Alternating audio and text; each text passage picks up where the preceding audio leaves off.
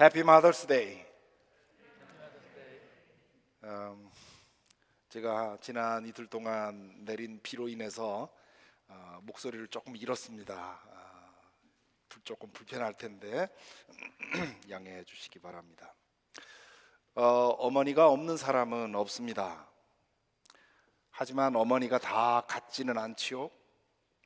어머니가 위로, 안식, 평안의 품으로 기억되는 사람들도 있고요. 불행하지만 어머니가 상처, 부담 혹은 불만의 원인이 되는 분도 있습니다. 어머니가 살아계신 분도 계시고 어머니를 더 이상 볼 수 없는 분도 계시지요. 어떤 경우이든 이날은 어머니를 생각하며 감사할 날입니다. 그 품이 아니었으면 그 무엇과도 바꿀 수 없는 이 한 번의 생명을 얻을 수 없었기 때문이지요. 오늘 읽은 본문에 보면 바울 사도가 해산통에 대해서 언급합니다. 22절에 보면 모든 피조물이 이제까지 함께 신음하며 함께 해산의 고통을 겪고 있다는 것을 우리는 압니다. 해산의 고통, 오직 어머니만 가지고 있는 이 해산의 고통을 언급을 하지요. 지금 우리는 로마서를 차례로 읽어가면서 말씀을 묵상하는 중에 있는데요, 어머니 주일에 이 본문이 이르러 왔습니다. 이것을 세속적으로는 우연의 일치라고 하지요. 그러나 믿는 사람들은 이런 것을 섭리라고 합니다. 하나님에게는 우연이 없습니다. 우리에게는 우연처럼 보이는 것이 하나님에게는 그분의 고차 방정식에 따라서 이루어지는 일들입니다. 그러니까 작년에 로마서 강해를 시작할 때 오늘 이 주일에 이 본문을 만나게 되어 있었던 것이지요. 성령께서 인도하시는 손길을 따르다 보면 이런 일을 자주 만납니다. 그럴 때마다 전율하고 감사하지요. 내가 성령의 손 안에 있다는 것을 확인하기 때문입니다.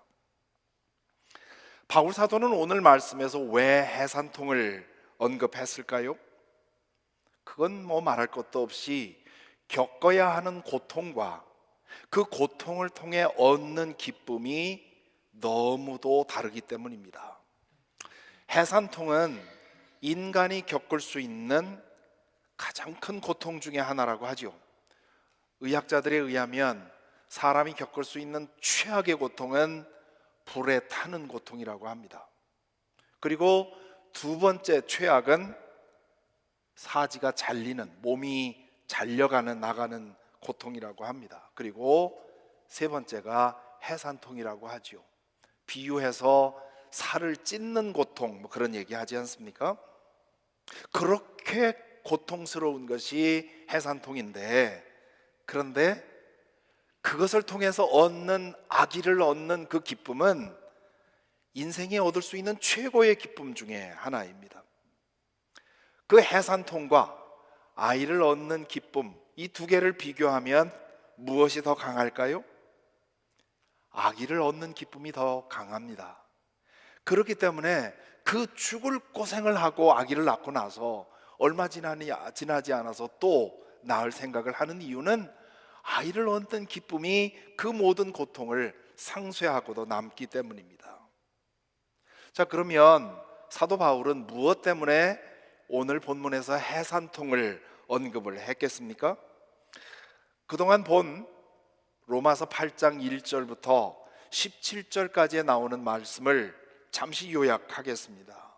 이 본문에서 바울 사도는 예수 그리스도를 주님으로 믿는 사람에게는 모두 성령이 그 사람 속에 있다고 말씀하십니다. 그래서 그 성령께서 지금 그 사람 안에서 역사하고 있고 미래에 우리를 죽은 자들 가운데서 일으켜 주실 거라고 말씀합니다. 따라서 믿는 사람들은 이 세상에 사는 동안 그와 함께 역사하는 성령의 능력으로 몸의 행실을 죽이며 살라고 말을 합니다. 살아오면서 우리 몸에 배인 죄의 습성을 성령의 능력으로 죽이면서 살라 하는 뜻입니다. 그러면 우리에게서 성령의 열매가 맺힙니다. 미워하는 몸의 습관을 죽이면 사랑의 열매를 맺고요, 분노와 원한의 몸에 밴 습관을 죽이면 용서와 화해의 열매를 맺습니다. 방탕과 타락의 습관을 성령의 능력으로 죽이면 거룩한 삶의 열매를 맺습니다. 거짓과 속임의 습관을 죽이면 진실함을 열매를 맺습니다. 이기심의 습관을 죽이면 이타심의 열매를 맺지요.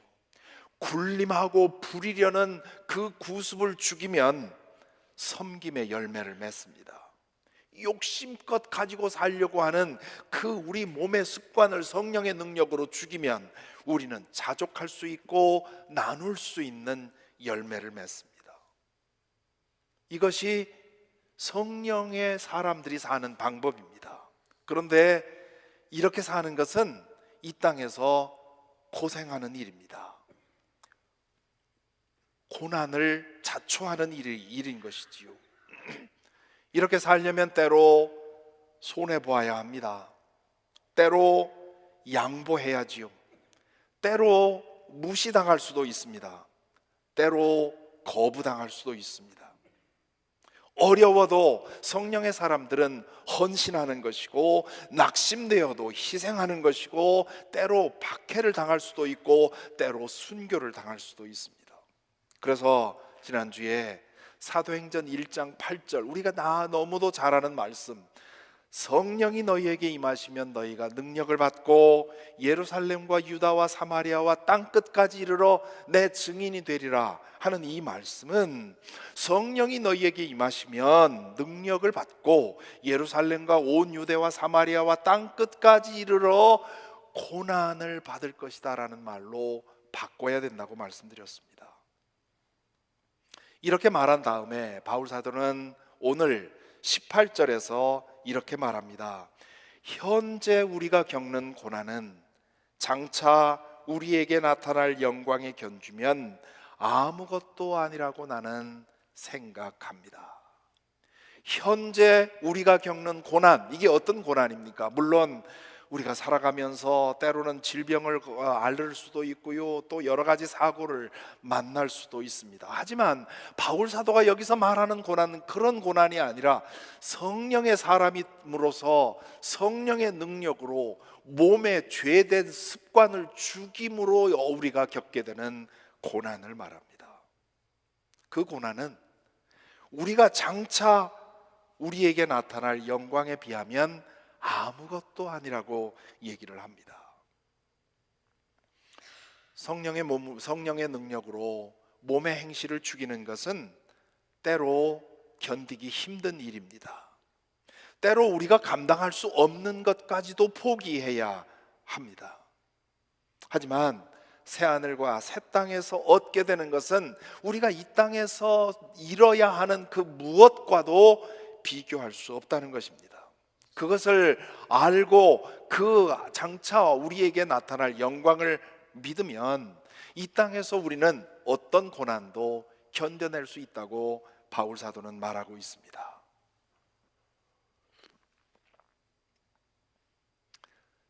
이렇게 말씀한 후에 바울 사도는 자신에게서 눈을 돌려 모든 피조 세계를 쳐다보라고 말합니다. 8장 19절에 보면 이렇게 말합니다. 피조물은 하나님의 자녀들이 나타나기를 간절히 기다리고 있습니다. 하나님의 자녀들이 나타나기를, 이 말은 뭡니까? 마지막 날에 하나님을 믿는 사람들이 모두 부활하게 되는, 새하늘과 새 땅이 이루어지는, 믿는 사람들의 구원이 완성되는 그날을 말합니다. 모든 피조물이 그날을 기다린다는 겁니다. 우리가 아니라, 믿는 우리가 기다리는 것이 아니라 모든 피조물이 그날을 기다린다고 합니다. 왜 그러냐 하면 8장 20절에 보면 피조물이 허무에 굴복했지만 그것은 자의로 그렇게 한 것이 아니라 굴복하게 하신 그분이 그렇게 하신 것입니다 말씀하지요. 창세기 3장에서 잘 그리고 있는 것처럼 인간의 죄로 인해서 하나님의 이 아름다운 피조 세계가 깨어져 버렸습니다. 하나님과 인간의 관계가 깨어지면서 이 피조 세계가 깨어진 것입니다.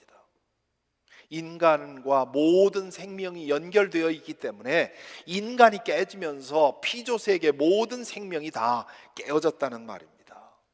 몸의 한 지체가 아프면 모든 지체가 함께 아파하는 것처럼 하나님께서 한 몸으로 만들어 놓은 이 피조 세계 안에 인간이 병들었기 때문에 모든 것이 다 병들었다는 말입니다. 그런데 그게 끝이 아닙니다. 이어지는 8장 20절 21절에서 바울 사도는 이렇게 말합니다. 그러나 소망은 남아 있습니다. 그것은 곧 피조물도 썩어짐의 종살이에서 해방되어서 하나님의 자녀가 누릴 영광된 자유를 얻으리라는 것입니다.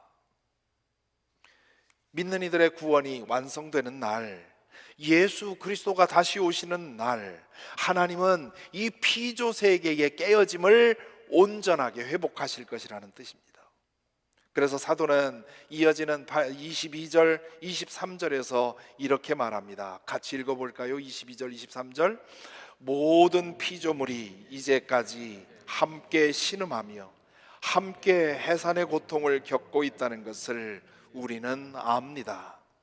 그뿐만 아니라 첫 열매로서 성령을 받은 우리도 자녀로 삼아 주실 것을, 곧 우리 몸을 속량하여 주실 것을 고대하면서 속으로 신음하고 있습니다.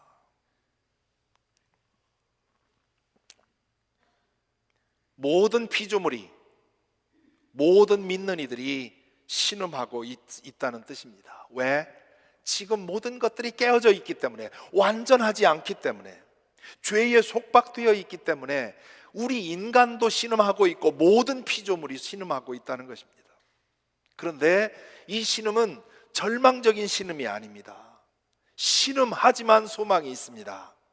신음하지만 낙심하지 않습니다. 이래서 믿는 이들은 때로 신음합니다. 때로 마음을 찢기도 합니다. 하지만 우리는 소망이 없는 사람들처럼 슬퍼하지 않습니다. 우리가 아파하고 신음하는 이유는 소망이 없어서가 아닙니다. 우리는 소망하는 가운데 신음합니다. 그래서 바울 사도는 24절 25절에서 이렇게 말씀을 잇습니다. 우리는 이 소망으로 구원을 얻었습니다. 눈에 보이는 소망은 소망이 아닙니다. 보이는 것을 누가 바라겠습니까? 그러나 우리가 보이지 않는 것을 바라면 참으면서 기다려야 합니다. 우리가 소망하는 것은 마지막 날에 주님께서 다시 오시는 것입니다. 하나님의 영광이 온전히 드러나는 것입니다. 예수 그리스도의 부활에 참여하는 것입니다. 모든 피조물이 회복되는 것입니다. 이것은 우리 눈에 보이지 않습니다. 아직 우리에게 나타나 있지 않습니다. 미래에 일어날 일입니다. 그래서 소망하는 것이지요. 눈에 보이는 것, 우리 손에 만져지는 것은 소망의 대상일 수가 없습니다. 지금 내 눈에 보이지 않기에 희망하는 것이지요. 그것이 반드시 주어질 것을 알기에 우리의 소망은 살아 있습니다. 그렇기 때문에 우리가 할 일은 참으면서 기다려야 한다고 말합니다. 인내하면서 기다리는 겁니다. 언제인지 때를 알 수 없는 어떤 일을 기다리는 가장 좋은 방법은 그것만 생각하면서 학수고대하는 것이 아니라 매일 자신에게 주어진 일에 전심을 다하는 것입니다. 그러다 보면 그날이 다가옵니다. 참 멀 것 같았는데, 언제 올지 알 수 없었는데 하루하루 나에게 주어진 일에 정성을 다하다 보면 어느 순간 그날에 와 있습니다. 매일 성령으로 몸의 행실을 죽이는 이 일에 우리의 마음을 쓰고 살다 보면, 그러면 그날이 온다는 것이지요. 인간적으로 보면 이것은 쉽지 않은 일입니다. 하지만 그 삶에는 기쁨이 있습니다. 그래서 26절에 보면 이렇게 말하지요. 이와 같이 성령께서도 우리의 약함을 도와주십니다. 우리는 어떻게 기도해야 할지도 알지 못하지만 성령께서 친히 이루다 말할 수 없는 탄식으로 우리를 대신하여 간구하여 주십니다.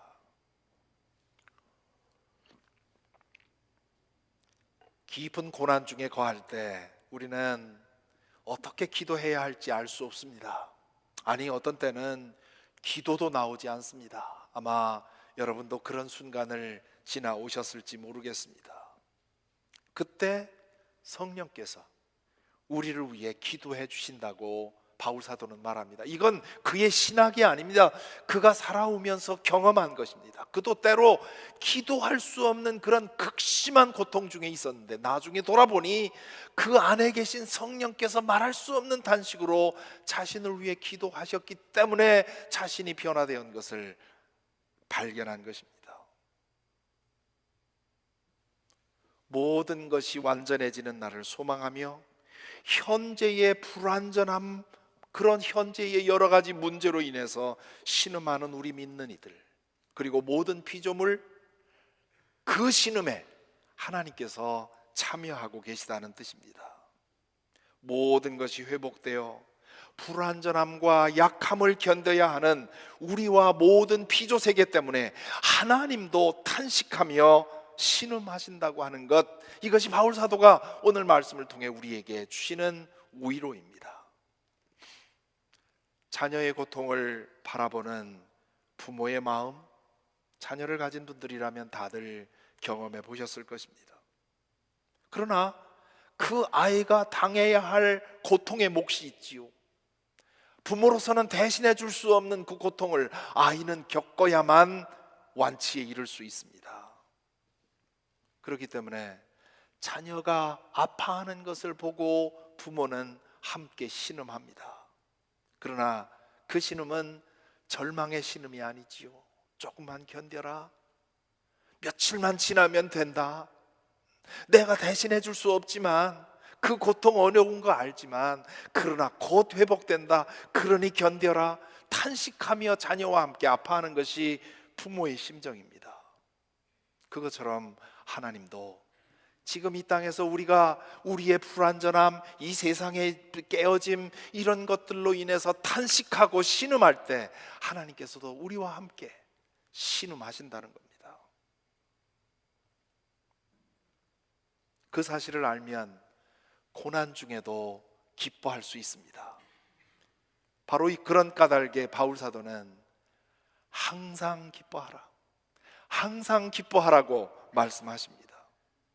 그는 그 누구보다도 심하게 신음했던 사람입니다.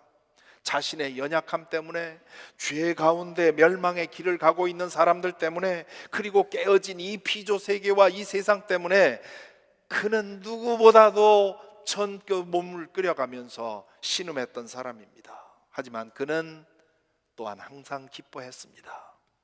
왜냐하면 성령께서 그와 함께 탄식하며 기도하는 것을 알았기 때문입니다.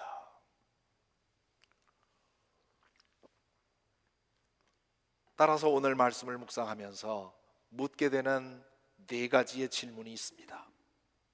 첫째는, 여러분에게는 이 고난이 있습니까? 앞에서도 말씀드린 것처럼 사는 것 자체가 고통입니다. 크고 작은 고난을 겪는 것은 인생이라는 이 한 번밖에 없는 고귀한 선물에 대해서 우리가 치를 대가입니다. 하지만 우리 믿는 이들에게는 자초하는 고난이 있습니다. 사서 하는 고생이 있어야 한다는 말이죠. 나 좋을 대로 살기를 포기하고 성령께서 인도하시는 대로 살기 위해 힘쓰는 그런 삶이 있어야 합니다. 우리의 믿음은 나 좋자고 믿는 것이 아닙니다. 나 편하자고 믿는 것이 아닙니다.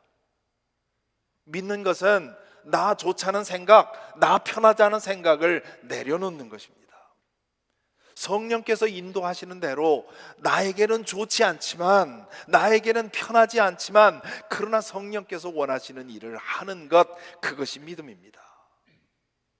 그렇게 하여 때로 필요하다면 손해보고 희생하고 오해받고 모욕당하는 것, 그것이 믿음입니다.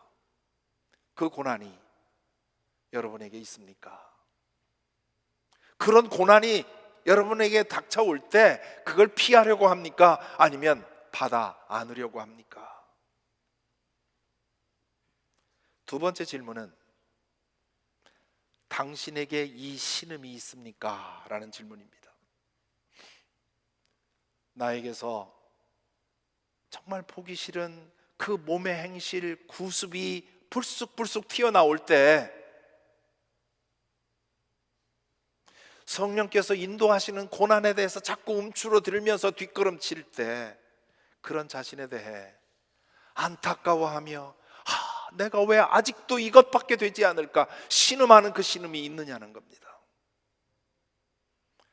인간이 만들어낸 이런저런 죄악의 행실들을 볼 때, 부패한 정치인들을 볼 때, 자신의 권력으로 사욕을 채우는 모습을 볼 때, 거룩한 모습으로 위장하고 뒤에서 부끄러운 죄를 짓고 있었다는 사실을 볼 때, 흉악한 죄악의 현실을 볼 때, 무고한 시민들이 집단 학살을 당한 그 흉측한 모습을 볼 때, 그것을 보고 신음하는 신음이 있느냐는 겁니다.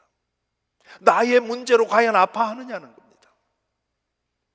인간의 죄로 인해서 피조 세계가 점점 망가져가고 있지 않습니까?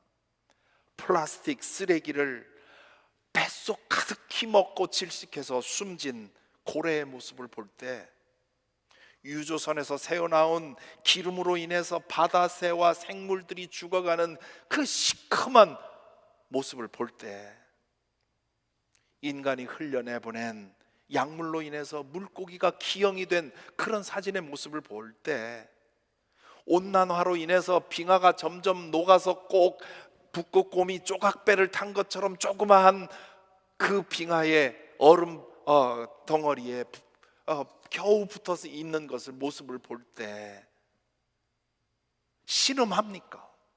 하나님께서 지으신 이 아름다운 피조 세계를 우리 인간의 죄로 인해서 이렇게 망가뜨렸다고 하는 것, 그것을 생각하면서 신음하고 아파하느냐는 겁니다. 셋째로, 당신에게는 이 소망이 있는가라는 질문입니다. 알파와 오메가요, 처음과 나중 되신 전능자께서 모든 것을 시작하신 그분이 모든 것을 완성하실 것이라는, 그런 날이 올 것이라는 믿음이 있습니까? 내 안에 계신 성령께서 죽은 자들 가운데서 나를 정말 일으키실 것이라고 하는 그 미래를 믿습니까? 내 안에 있는 이 모든 연약함이 온전히 치유되고 하나님의 천사와 같은 그런 거룩한 모습으로 내가 변화될 것이라고 하는, 그런 영광에 내가 참여할 것이라고 하는 그런 미래가 믿어지십니까? 그것을 진실로 믿고 소망하며 마라나타, 주 예수여 어서 오시옵소서 하는 기도가 우리에게 있습니까? 그 소망으로 지금 어떤 고난이든 견딜 수 있습니까? 우리 교우 중에 한 분이 지난주에 어머니를, 너무도 건강하던 어머니를 허망하게 떠나 보내셨습니다. 운명하기 전날까지만 해도 전화로 통화하면서 잘 주무시라고 그렇게 인사했는데, 그날 밤에 침대에서 떨어지셔서 방치되어 운명하셨습니다. 이것이 이 따님에게 큰 슬픔과 아픔이 되었습니다. 한밤중에 홀로 방치되어 운명할 때까지 어머니가 겪으신 그 일을 생각하니 너무도 마음이 아픈 겁니다. 잠을 이룰 수가 없을 정도로 고통스럽다고, 죄스럽다고. 어제 몇몇 교우들이 함께 모여서 위로 예배를 드렸는데요, 뭐라 드릴 위로의 마을을 찾을 수가 없었습니다. 저는 오늘의 이 본문의 말씀을 읽어드리면서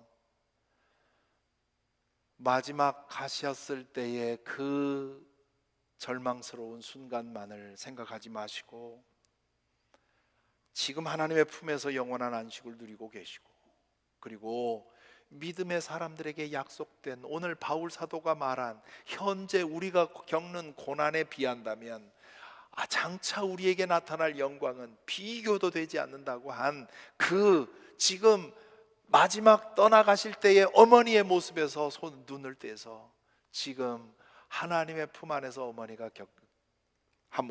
누리실 그 평안과 복락을 생각해 보시라고 말씀을 드렸습니다. 그 말이 얼마나 위로가 되었는지는 모르겠습니다. 하지만 그게 쉬운 일은 아니지만, 그렇게 남의 일처럼 간단한 문제가 아니지만, 그러나 사실입니다.